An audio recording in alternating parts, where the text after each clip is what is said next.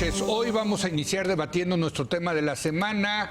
Es sobre el asunto de la estrategia en contra del huachicoleo, del robo de combustible y la tragedia ocurrida la semana pasada en Tlahuelilpan. Para abundar sobre este tema, ya hemos recuperado a la doctora Denise Dresser. Feliz año, Denise. Muchas gracias. ¿Cómo estás? Buenas Muy noches. bien. Empezó durito el año, ¿no? Sí, mucho trabajo y lamento mi ausencia, pero ya estoy aquí. No, encantados de recuperarte. Gibran Ramírez, Gibran, ¿cómo estás? Muy bien, buenas noches a todos. Y en esta ocasión nos acompaña el periodista Pablo Magluf, ¿sí? Así se dice. Magluf, sí. Magluf, sí. Pablo, ¿cómo Gracias estás? por la invitación. Buenas noches, gracias Hola, por buenas. venir. Gracias. Pues empecemos con Denise. ¿Estado de Hidalgo? Sí. Yo antes que nada quisiera ofrecer mis condolencias a las víctimas, a los familiares que he visto escarbando la tierra en busca de sus desaparecidos y sus ausentes. Creo que no se merecen el linchamiento mediático que muchos padecieron. Nadie merece morir aunque haya cometido un acto criminal. Así como hubo una enjundia contra los 43 por haberse robado los camiones y que me merecían entonces desaparecer, yo desapruebo ese argumento y me solidarizo con quienes ahora están padeciendo un profundo dolor. Segundo, creo que lo ocurrido refleja en muchos sentidos un Estado ausente, negligente o incompetente, a cuyos miembros habría que fincarles responsabilidades. Leí tu columna sobre cómo esto se parece en algunos sentidos a la tragedia del ABC. Correcto. Y el caso llegó hasta la Suprema Corte, donde Arturo Saldívar fincó responsabilidades políticas a Juan Molinar y a otros involucrados. Se perdió la votación. Se perdió la votación porque hubo una operación de Estado del gobierno del presidente Calderón para salvarle el pellejo a Juan Molinar en aquel momento. Yo recuerdo haber participado en un juicio público simbólico que se hizo en el Zócalo, donde condenamos de manera simbólica a quienes habían sido responsables.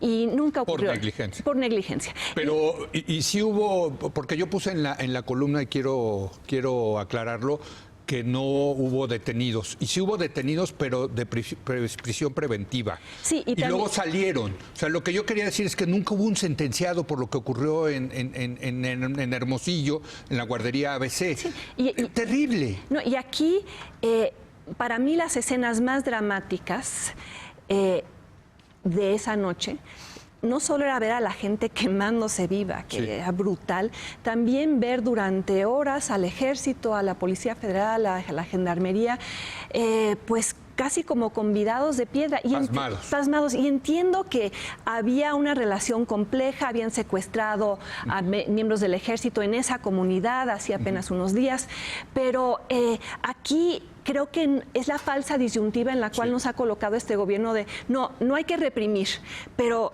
tampoco se trata de no hacer nada. Creo que aquí hay que ver por qué el Ejército no actuó de una manera de contención, disuasión. Pero la policía. ¿cómo se hacía eso? Es que ese es el tema. El Ejército no está acostumbrado a hacer eso. No era la labor.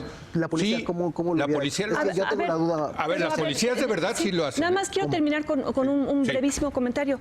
¿Por qué a nadie se le ocurrió llamar a los bomberos? O sea, bomberos que hubieran llegado con arena para tapar el hueco. También creo que las 4 horas en las cuales no se hizo nada en términos del ducto, no hubo refuerzos. ¿Dónde están los directivos de Pemex saliendo a explicar exactamente qué ocurrió? Me parece muy desafortunada la conferencia de prensa, la conferencia mañanera, la participación de la Secretaría de Energía. Creo que quedan todavía muchas dudas en torno a lo que ocurrió y creo que qué bueno que el nuevo fiscal general, electo de manera muy cuestionable, haya dicho que va a proceder en este ámbito y en este caso va a ser su prueba de fuego para demostrar que no es un fiscal carnal. A ver, Gibran, tú dices cómo se puede contener a 600, 800 personas que están en eso. No, sí se puede. Sí se puede, o sea, ¿cómo? Pues con cuerpos que se llaman granaderos, que son cuerpos de acción inmediata de la policía. O sea, con debido entrenamiento, ¿no? Con debido entrenamiento, desde luego. O sea, la policía debiera el enfrentamiento físico con los habitantes fueran 800. Pues sí. Pues hay mil estrategias antes de llegar a la represión. Hay altavoces, hay formas de acordonar. O sea, es imposible. Antes del enfrentamiento físico, o sea... Sí, pues cercas el sitio.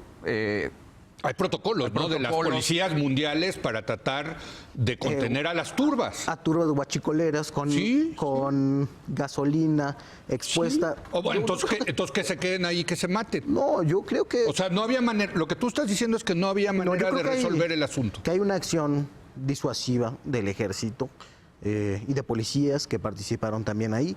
No estoy de acuerdo con que no se haya hecho nada. Y está claro que muchos pobladores atacaron a los miembros del ejército. Sí, que gravísimo. los confrontaron físicamente. Sí.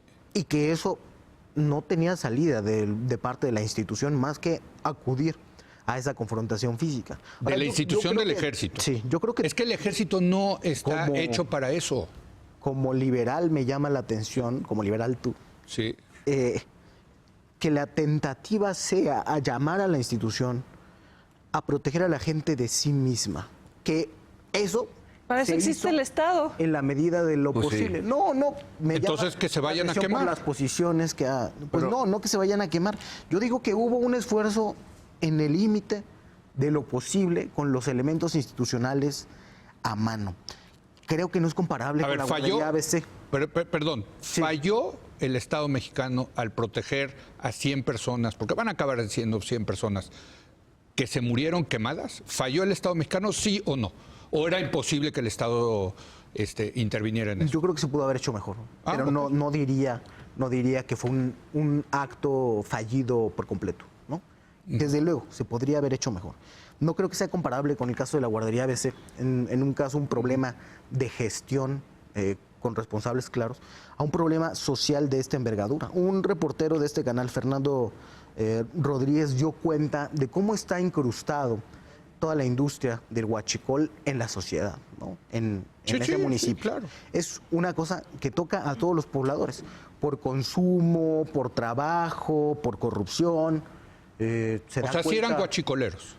Bueno, de alguna manera estaban imbrincados con eso. Yo no sé si eran profesionales o no lo eran, pero vivían en ese mundo. Ese mundo no lo puedes agarrar y meter a la cárcel por completo. Lo que hay que hacer es desarticular un orden social construido alrededor de esa corrupción. Eso creo que requiere respuestas de más largo alcance. Desde luego, pero en el evento yo sí creo que fracasó el Estado en proteger a los ciudadanos, y como liberal que soy, sí, el Estado tiene que intervenir para prevenir la estupidez humana. A ver, si tienes... Yo sí lo creo, ¿eh? Y sí era un caso de estupidez humana. Si tienes 100 yo no muertos, creo que sea un caso de si tienes 100 muertos, a ver, es una estupidez que la gente vaya y se meta a nadar en gasolina. Bueno, perdóname, sí es una estupidez. No, yo no creo. ¿No lo crees? Los cientos de personas que hayan estado ahí hayan estado por estúpidos. Muchos Hay sí. muchas cosas más. ¿Tú te hubieras metido a nadar a la gasolina? No, pero yo no pertenezco ahí. Pero no Gibran, sé cómo es el sistema social. lo explica. Gibran, el Estado, a ver, el Estado tiene la responsabilidad de proteger a los ciudadanos incluso de sí mismos. Eso me encanta, a mí me encanta. Yo estoy de acuerdo. Yo decía que no es congruente con lo que le has venido sosteniendo aquí con otras cosas, como lo de la legalización de las drogas, ¿no? El Estado no debe proteger a los ciudadanos de ellos mismos. Ellos deben hacer lo que ellos consideren, aun si se dañan, se ha dicho aquí. Yo por eso me suena un poco raro. A mí el sentimiento general que tengo es que es un absoluto fracaso. Cuando tiene 100 muertos y la única postura intelectualmente honesta para nosotros como líderes de opinión, intelectuales públicos, no es defender al gobierno, sino cuestionarlo, una postura crítica. Es una gran tragedia. Y estamos ante un gobierno, por decirlo menos, incapaz e inepto y potencialmente negligente. Nosotros como periodistas, al menos yo, mi vocación me llama a trazar toda la línea de acciones para establecer si hubo en efecto negligencia, y si la hubo, que se hagan responsables los que fueron responsables. Entonces, aquí no se puede, es inadmisible a mí, en mi parecer, Gibran, defender al gobierno, por más que simpatices con él. O sea, el gobierno tuvo la culpa. En parte sí, desde luego. Cuando tiene 100 muertos, algo salió mal del lado del gobierno. algo salió mal, también no de es la lo mismo sociedad, que tener la ese es culpa. otro Pues punto sí. que quiero poner sobre la mesa rápidamente. Tenemos que volvernos críticos con nosotros mismos. Leía tu columna del lunes en Milenio sobre tenemos que platicar de este arrojo insondable hacia la barbarie. O sea, ¿por qué la gente va a un evento de esta naturaleza? Es un carnaval delirante. Un carnaval delirante. Delirante, la verdad, y difícil de entender, ¿no? Claro, pero hay que intentar entenderlo, no solamente Estoy de borrarlo de acuerdo, un plumazo, sí, estoy de diciendo que acuerdo. es producto de las Intentar entenderlo pasa por ser críticos con nosotros mismos, con la sociedad. Porque ahorita totalmente. estamos en épocas populistas donde se ha romantizado al pueblo bueno y sabio. Y si esto muestra algo, me parece, la tragedia es que ni el pueblo es bueno, ni es sabio, ni menos el gobierno. Bueno, vamos a una breve pausa y regresamos. Está bueno el debate.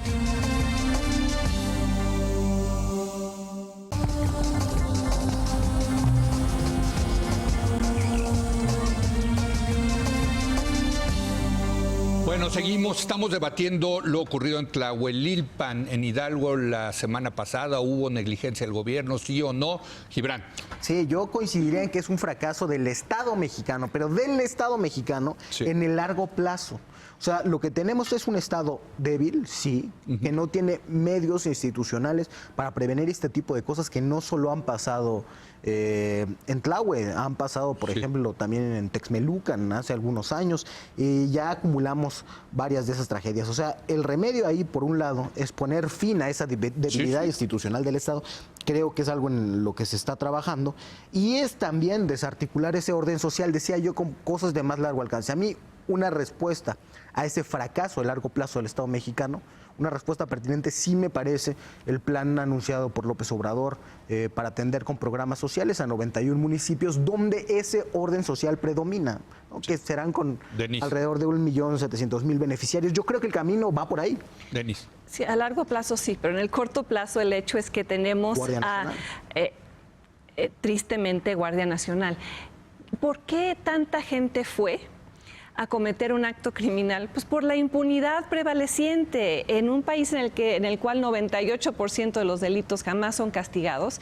Pues la gente fue pensando la probabilidad de que a mí venga tras mí el MP y acabe ante un juez, etcétera, no va a ocurrir. Entonces, este Estado débil está tratando de fortalecerse vía las peores estrategias. Por un lado tenemos la Guardia Nacional y por otro lado tenemos la ampliación de los delitos que van a merecer prisión preventiva oficiosa, incluyendo el huachicoleo.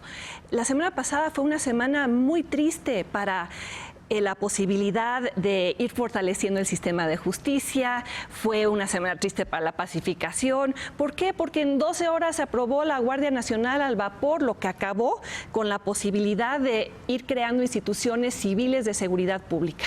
Y segundo, el que ahora el huachicoleo va a ser un crimen que va a merecer, creo que, 30 años de prisión, cuando... Eso está bien, yo creo. A ver, la prisión aumentar la pena... Sí, eso no funciona. No funciona. Y la prisión preventiva oficiosa tampoco funciona. Convierte al legislador en juez. Sí. El Congreso no tendría por qué estar decidiendo quiénes merecen prisión preventiva oficiosa. Es una medida punitiva que viola la presunción de inocencia y acaba culpabilizando a esos pobres que viven en la marginación más absoluta, que estoy de acuerdo, merecen programas de salud, de educación, pero por un lado se les exalta en el discurso y por otro lado se les aplican medidas punitivas.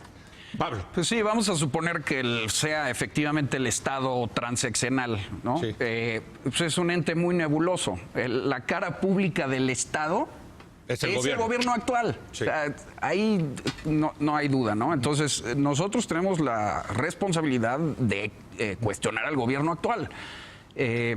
Y si no quieres irte por el lado de la gente y los delitos menores, ¿dónde están los criminales de cuello blanco? O sea, a ver, leía el reportaje de Raúl Olmos en Reforma, magnífico, que se echa un clavado a los expedientes de la DFS. el señor Romero de Champs, por ejemplo, lleva desde los 70s extorsionando, robando, secuestrando, y es uno de los grandes pioneros del huachicol. Correcto. Entonces estás hablando de un criminal de Estado, incluso avalado por el gobierno actual. O sea, ya tenemos que tomarlo en serio. Y como el Estado transeccional no existe, existe, pero no hay manera de llevarlo a cuenta, es hoy, ¿no? Gibran, 0 detenidos hasta el día de hoy. 0 detenidos. En la estrategia que empezó el 27 de diciembre, 0 detenidos, pero sí hay 100 muertos. O sea, esto lo decíamos ayer en la mesa de ayer.